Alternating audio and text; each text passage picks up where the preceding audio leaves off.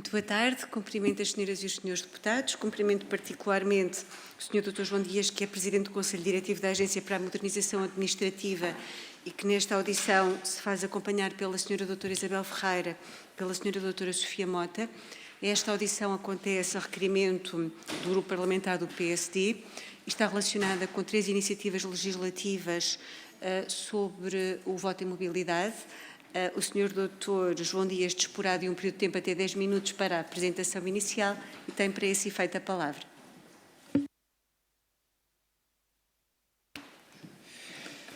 Peço desculpa, Sr. Doutor, estava-me a esquecer de que há um passo inicial que se relaciona com a apresentação do requerimento do PSD pelo Sr. Deputado Hugo Carneiro, a quem peço desculpa e dou a palavra. Muito obrigado, Sra. Presidente. Cumprimentar os representantes da AMA, os senhores deputados. Portanto, o PSD apresentou o requerimento para fazer estas audições. Portanto, julgo que até de forma inédita, eu acho que em processos eleitorais, normalmente o Parlamento nunca houve ninguém. Pelo menos tenho essa ideia. E, portanto, é provavelmente a primeira vez que o estamos a fazer, ou pelo menos estamos a fazer em muito tempo. E porquê é que o estamos a fazer? O nosso requerimento versa essencialmente sobre a questão do voto eletrónico e, nomeadamente, do teste que o PSD propõe nas eleições europeias do voto eletrónico. Os fantasmas daqueles que são contra estas tecnologias vêm logo com o medo dos piratas e de que vai-se adulterar tudo e mais alguma coisa.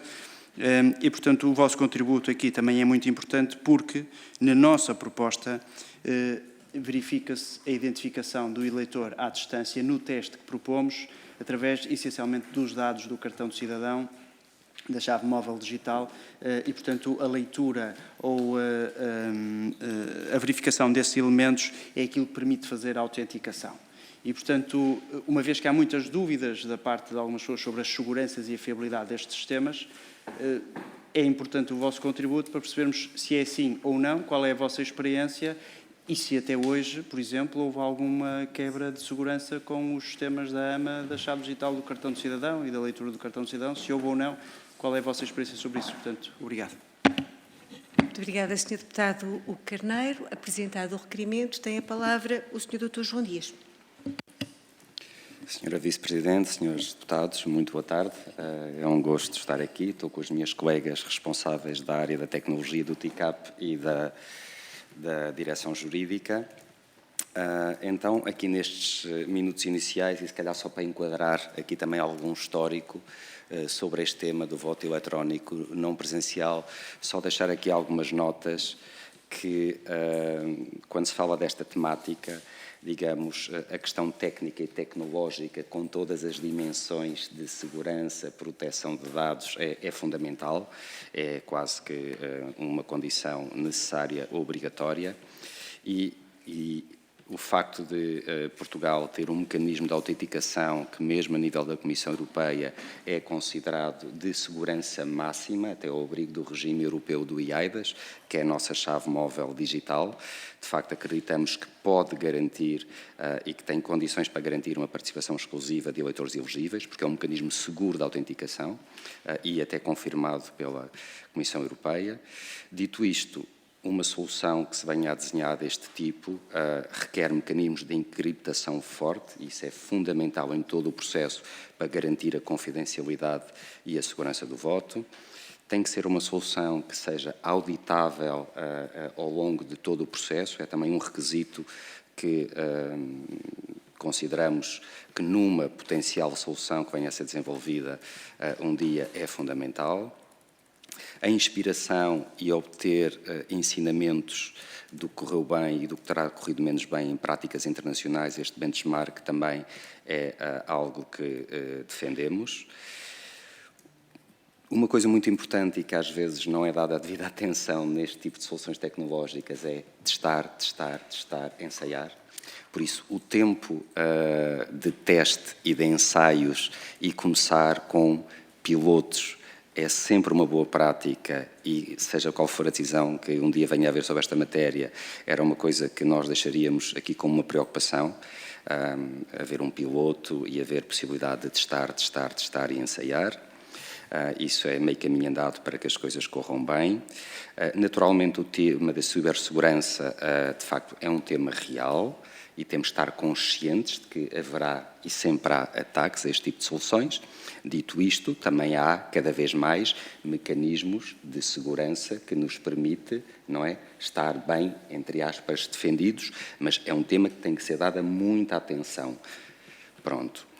Depois, de facto, ter uma discussão informada de todas estas dimensões técnicas e ter um conjunto de preocupações acauteladas é fundamental para uma decisão ponderada sobre um potencial de solução de voto eletrónico não presencial. No passado, como também terão conhecimento, foi já feito um estudo que envolveu várias entidades e as conclusões, no fundo, o que eu vou sintetizar aqui é que, na altura, o que foi concluído é que pode ser uma alternativa válida, esta opção de uma plataforma de voto eletrónico não presencial, desde que um conjunto de requisitos técnicos e de segurança sejam assegurados. Pressupõe, naturalmente, a compra de algumas peças tecnológicas e essa compra tem que obedecer antes a um estudo, cuidado das especificações técnicas, tem que ser elaborado um caderno de encargos, naturalmente tem que ser elaborado todo o processo aquisitivo ao abrigo do CCP, do Código de Contratos Públicos, não é? Tem que cautelar todas as questões de segurança, tem que haver aqui um conjunto de consultas prévias a entidades que são obrigatórias, como a CNPD e a CNE, são tudo temas fundamentais que é preciso cumprir, e depois já estas coisas têm custos não só na aquisição, no chamado CAPEX, mas também como no APEX, e é preciso garantir, digamos, a cobertura orçamental para a solução tecnológica de base, no momento em que a implementamos, mas depois também na sua manutenção e operação, não é? Pronto, e todo este cabimento orçamental, a autorização de contratar, o processo de contratação ao abrigo do Código do CCP já falei, e todo o manancial de medidas de segurança, de proteção, de cibersegurança é fundamental, e assim num statement diríamos que só asseguradas e garantidas todas estas condições, requisitos técnicos de segurança, de proteção de dados, de auditabilidade e cumprindo as normas orçamentais, o Código dos Contratos Públicos, é que eventualmente, e se calhar mais importante de tudo, com o devido enquadramento legislativo, não é, que se venha a decidir nesta Casa, é que se poderá pensar num piloto desta forma. E um outro dado que queríamos chamar a atenção, tem a ver com aquele do testar. Isto não é uma coisa que se faça assim de forma rápida. Mesmo um piloto, para ser bem feito e de forma cuidadosa, pronto, todo este trabalho de fazer o levantamento dos melhores casos e práticas e os ensinamentos internacionais. Perceber bem daquilo que vier, digamos assim, do Poder Legislativo, qual é o modelo, não é, que se quer implementar, as regras que se quer implementar. Passar essas especificações todas, digamos, para a linguagem técnica. Garantir as pesquisas que é preciso fazer e consultas ao mercado para conhecer as soluções que existem. Fazer análises comparativas e demonstrativas delas, não é? Fazer um processo de contratação e de aquisição ao abrigo do CCP. Testar, até ter uma solução que possa, com segurança e cumprindo todo este caminho de fiabilidade e de rigor, pronto, só deixar esta alerta final de que é preciso tempo, não é? Às vezes há aquela ideia de que isto é comprar uma coisa e vamos logo pôr em prática. Não é uma coisa que nós aconselhamos, até da nossa experiência, que estes processos devem ser muito, muito testados antes de qualquer implementação, ainda que um piloto. Só uma última nota para terminar, dizer que, de facto, desde que o estudo foi feito em 21, não é? Nestes 2, 3 anos, de facto, houve aqui algumas evoluções, a tecnologia está a mudar a um ritmo muito acelerado e, de facto, temos aqui um dado que é a adesão da chave móvel digital tem vindo a crescer. Nós temos mais de 3 milhões de portugueses com chave móvel digital ativa. Temos um dado novo que é mais fácil para quem não tem a chave móvel digital aderir hoje em dia do que era no passado, que obrigava a ir a um sítio físico.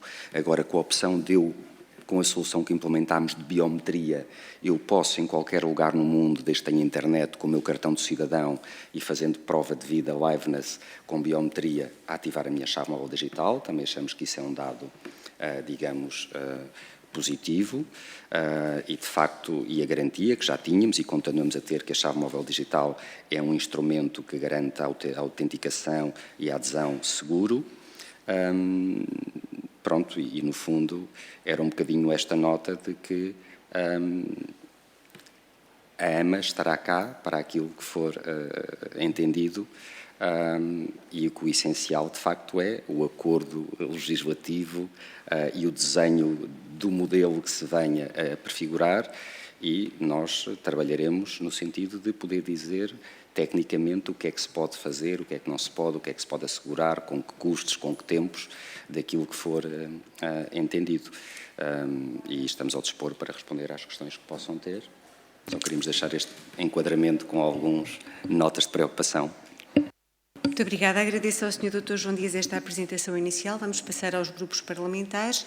Começamos com o grupo parlamentar do Partido Socialista. Tem a palavra o Sr. Deputado Paulo Araújo Correia. Muito obrigado, Sr. Presidente. Senhoras e senhores deputados, cumprimento o Dr. João Dias, na pessoa dele, a demais comitiva que o acompanha. Agradecer-lhe naturalmente os importantes esclarecimentos iniciais que aqui nos deixou e dar nota prévia de que o combate à abstenção é obviamente algo que mobiliza, creio de forma unânime, todos os partidos com representação nesta Casa. Nas últimas eleições europeias nós temos uma abstenção de 69%, que é muito significativo.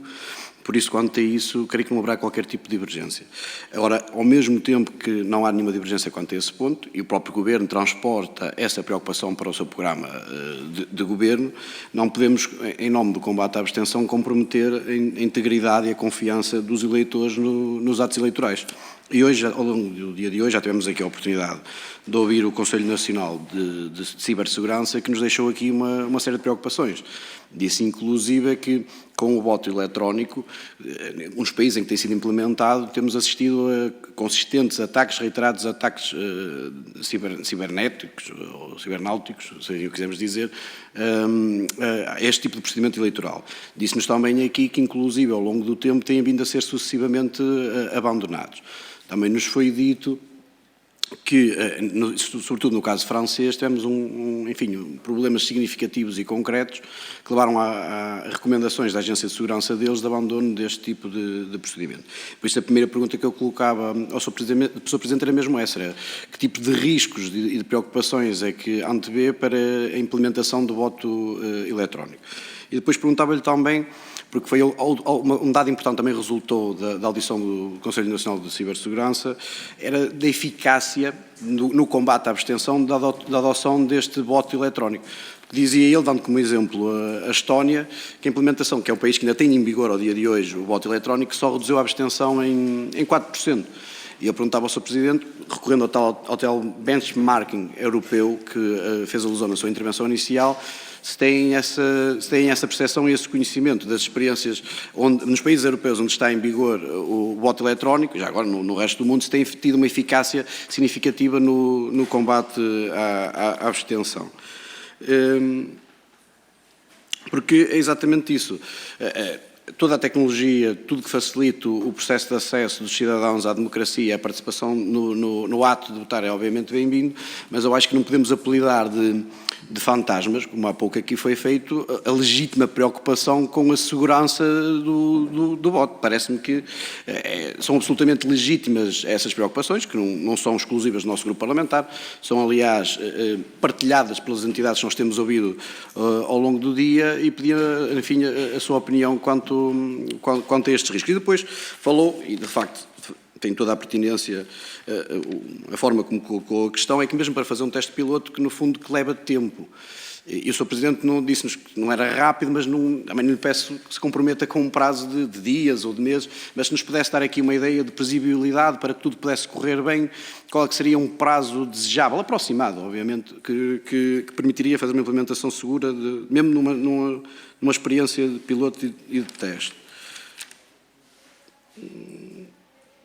Vou só ver aqui se tinha mais alguma pergunta que lhe pudesse colocar. Se o nível de complexidade e disposição ao risco no voto à distância é ou não superior ao voto em mobilidade. Porque dizia há pouco, mesmo sendo com recurso a cadernos desmaterializados, se há um aumento, tendo em conta que é um voto eletrónico, se há ou não um aumento, se há uma diferença de risco, de exposição ao risco, entre este voto em mobilidade, ainda com recurso a cadernos desmaterializados, ou com recurso ao voto eletrónico, obviamente sem presença física. E eram estas questões que eu tinha para lhe colocar. Muito obrigado. Muito obrigada, Sr. Deputado Paulo Araújo Correia. Regressamos ao grupo parlamentar do PSD. Sr. Deputado Carneiro tem a palavra. Muito obrigado, Sra. Presidente. Portanto, realmente, a melhor forma de não fazer nada é lançar todos os medos, todas as suspeitas e até usarmos dados que não estão corretos. Nós, no site do Parlamento, no âmbito desta iniciativa legislativa do PSD, que é a única que propõe o teste, e repito, o teste do voto eletrónico, nós não podemos ter receios quando estamos a falar de um teste. Nós estamos a falar de um teste. Não vai ter viabilidade em termos de distribuição de mandatos. E o Sr. Presidente disse muito bem, temos que testar.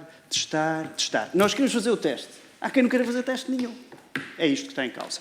Mas eu gostava de recordar que no site do Parlamento, no âmbito da nossa iniciativa legislativa, dos pareceres escritos que foram recebidos, há uma declaração de voto de um membro da Comissão Nacional de Eleições, que nem sequer é do PSD, porque a Comissão Nacional de Eleições tem representantes dos partidos. A pessoa que escreveu essa declaração de voto nem sequer é do PSD. Escreveu isto. Desde a sua introdução em 2005, nas eleições para os órgãos autárquicos e até 2019, nas eleições para o Parlamento Europeu, a votação em formato eletrónico não presencial viu a sua participação por parte dos eleitores aumentar de menos de 2% para perto de 48%. Estamos a falar das eleições na Estónia, não é? Estónia. Assim, a tendência crescente de participação nas eleições deste país mostra-se constante, sendo expectável que num futuro próximo seja ultrapassado o valor dos 50% de participação em formato eletrónico não presencial. E estes resultados mostram que, após uma desconfiança ou desconhecimento inicial, o formato tem ganho apoiantes. Não é ninguém do PSD que escreveu isto. E vem da Comissão Nacional de Eleições. Está à disposição dos senhores deputados, para quem se interessa por estes temas, pelo menos fica aqui a recordatória dessa mesma questão. O Sr. Presidente disse aqui que é importante testar, e nós estamos totalmente de acordo. E, portanto, é isso que nós queremos propor. Não é um teste que tem validade na distribuição dos mandatos, mas é essencial para reduzir a abstenção. Porque, reparem, o que é que os senhores da cibersegurança sabem se isto vai ser eficaz ou não para reduzir a abstenção? Sabemos é uma coisa, é que, por exemplo, em alternativas de voto que os imigrantes têm à sua disposição, como é o voto por correspondência, isso ajuda brutalmente a aumentar a participação nas eleições legislativas e quando vamos ver a participação dos imigrantes portugueses nas eleições europeias ou presidenciais é uma desgraça. É uma desgraça, os números são ridículos. E porquê é que são ridículos? Porque o eleitor que quer votar muitas vezes tem que fazer 300 km para cá, para lá, e 300 km para cá para encontrar a sua secção consular onde consegue exercer o direito de voto presencialmente. Eu estou a falar de forma emotiva porque preocupa-me que nós não tratemos os portugueses no estrangeiro como portugueses de segunda, que é isso que alguns tentam fazer por debaixo ou detrás deste discurso dos fantasmas. E já chega dessa, desculpem a expressão, conversa. E, portanto, o que é que para mim era importante percebermos? A proposta de lei do Governo vem falar dos cadernos desmaterializados, ligados a um sistema informático. Que garantias, se eu quisesse lançar todas as suspeitas, que garantias é que eu tenho de que essa ligação ao sistema informático nos cadernos desmaterializados, que vai funcionar nas próximas eleições europeias com o voto em mobilidade, oferece segurança ou garantias? Porquê é que eu hei de acreditar nisso, se alinhar neste discurso dos fantasmas? Eu tenho que acreditar é que quem tem a competência técnica nestes meios pode criar um sistema suficientemente robusto que traga essa segurança. E é isso que está a ser feito com os cadernos desmaterializados. E ainda bem que está a ser feito. E, portanto, a questão que surge é possível avançarmos num teste que coloque esta possibilidade aos eleitores das comunidades portuguesas, de forma a percebermos as virtudes e os defeitos. E quando acabar este teste, às tantas temos que fazer outro. E temos que fazer outro. Até conseguirmos aprimorar de tal forma que tenhamos suficientemente a segurança para que isto seja realidade em termos de voto efetivo e válido, sem nunca retirar a opção ao eleitor, porque também nós não fazemos isso. Isto é, o eleitor pode optar por votar assim, ou votar presencialmente ou por correspondência. Essa opção é sempre do eleitor. Não é uma opção que nós tínhamos que fazer em nome dele. Não, cada pessoa é que sabe o que é mais interessante ou útil para si em função da sua realidade pessoal. E, portanto, tendo em conta a vossa experiência no funcionamento dos sistemas da EMA, nomeadamente do cartão de cidadão, quer quando ele é lido com o leitor, quer quando tem a chave digital, é possível abrir contas bancárias, fazer transações bancárias, aceder à segurança social, assinar compromissos com o Estado português, seja na autoridade tributária ou da segurança social, que tem validade jurídica e muitas das vezes patrimonial. Houve falhas no funcionamento desse sistema que nós devamos conhecer. Foram elas corrigidas? Que falhas é que foram, se é que foram inultrapassáveis? Provavelmente não, porque ainda hoje o sistema funciona. Não é? E, portanto, estas eram as questões que eu gostava de colocar, sendo que a questão do Código dos Contratos Públicos também não me preocupa muito, porque esta Casa já fez 30 por uma linha relativamente ao Código dos Contratos Públicos, com exceções. E, portanto, se for para fazer um teste, e se nós tivermos que excepcionar isto do Código dos Contratos Públicos, assim também o faremos. E assim também o faremos, porque nós estamos a falar, e vou terminar, Sra. Presidente, Agradecia porque ultrapassou em 50% do tempo, Sr. Deputado. E eu peço desculpa. Estamos a falar do âmago do funcionamento da democracia. É disso que nós estamos a falar. É preciso perceber o tema. Não estou a falar da vossa parte, mas em termos gerais. Obrigado. Agradeço ao Sr. Deputado Carneiro. O Sr. Deputado Palhares Sr. Correia, Presidente, tem a palavra. Isto não é uma réplica, não é para efeitos de réplica, é para efeitos de clarificação, porque o Sr. Deputado, na sua resposta, disse que nós usamos números erróneos e contrapôs com outros números, e para auxiliar a resposta do Sr. Presidente, acho que parecer-me importante repor a veracidade dos números. É que a nossa fonte foi o Conselho de Segurança Nacional, não são números do Partido Socialista. E são coisas diferentes do que o Sr. Deputado disse. Disse que reduziu a abstenção na Estónia em 4%. E o Sr. Deputado estava a ler uma declaração de voto, que já agora o parecer é contra, e referia-se ao aumento da participação no voto eletrónico em comparação com o voto presencial e não à redução do número da abstenção. Só para dizer ao Sr. Deputado, são coisas diferentes. Ao Sr. Deputado E ajuda, auxilia a enquadrar a resposta do Sr. Presidente. Temos aqui uma interpelação no sentido de aclararmos os números apresentados, ou seja, penso que aquilo que se pretende compreender é se há de facto discrepância nos números ou se são números sobre realidades diferentes. Sr. Deputado Carneiro.